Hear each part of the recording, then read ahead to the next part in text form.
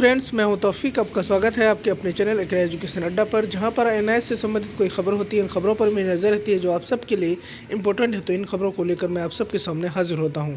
दोस्तों, जैसा आपके अपनी स्क्रीन पर देख रहे होंगे, एनआईएस डीएलएड की सुनवाई सोमवार को ये बड़ी खबर निकल कर आ रही है। तो किसके द्वारा ये केस किया गया है? जैसा आपको मालूम है, एनआईएस डीएलएड को लेकर क्या कहते हैं, कलकत्ता के कौशिक दास, जो कि सुप्रीम कोर्ट में एक एसएलपी दायर किए हैं, उसकी सुनवाई सोमवार को होनी है।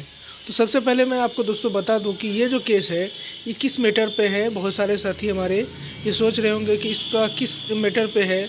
क्या ये एनसीटी से गैजेट की मांग को लेकर है, या फिर एनआईएस डीएलएड की जो है डिग्री को वैलिड कराने के लिए है? किस मैटर को लेकर ये केस किया गया है? तो मैं आपको बता दूँ कि मेरे जानकारी के मुताबिक कि इस केस को किया गया है, पूछा गया है कि आप ये जो एनआईएस डीएलएड को अमान्य किए हैं, ये कब से कब तक के लोगों के लिए अमान्य होगा? क्या, जैसे यहाँ आपको मालूम होना चाहिए कि बंगाल में शिक्षक बहाली ऑन गोइंग प्रोसेस में है, यानी वहाँ बहाली चल रही है। इसी से रिलेटेड उनका सवाल था कि अगर हम लोग पहले से ऑन गोइंग प्रोसेस में है तो क्या वहाँ पर भी एनआईएस डीएलएड की डिग्री को अमान्य करार दिया जाएगा? इसी को पूछने के लिए जो क्या कहते हैं केस किया गया है कौशिक दास द्वारा। तो यहाँ एक बड़ी अपडेट निकल कर आ रही है, और इसके जो जज होंगे, जज भी यहाँ पर आपको दिखा देते हैं। जो है हिमा कोहली, जस्टिस हिमा कोहली और जस्टिस असानुद्दीन अमानुल्लाह, ये दो जस्टिस के सामने ये केस सुनवाई होगी। और 14/12 को ये जो केस है ये डेयरी में मेंटेन हुआ था, और सोमवार को इस केस की सुनवाई होनी है। तो ये बड़ी अपडेट निकल कर आ रही है। अब देखिए इस केस की सुनवाई में क्या कुछ निकल कर आता है। क्या इससे एनआईएस वालों को फ़ायदा होगा या नुकसान, ये तो आगे देखने वाली बात होगी। लेकिन मुझे लगता है कि कहीं ना कहीं एनआईएस डीएलएड के शिक्षक साथियों को एकजुट होना चाहिए, ना कि कभी इधर से कभी उधर से। अगर तरह तरह से हम इस पर केस करेंगे तो इससे हमें हो सकता है कि एनआईएस डीएलएड वाले साथियों को नुकसान हो। इसीलिए हमें एकजुटता दिखानी चाहिए, ना कि कभी इधर कभी उधर जाना चाहिए।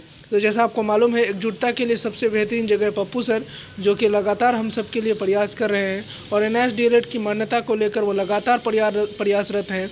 और साथ ही साथ वो कपिल सिब्बल सर से बातचीत हो चुकी है कंप्लीट। अब हम लोगों की जो केस है 1-2 दिन के अंदर एकदम 100% दाखिल हो जाना है।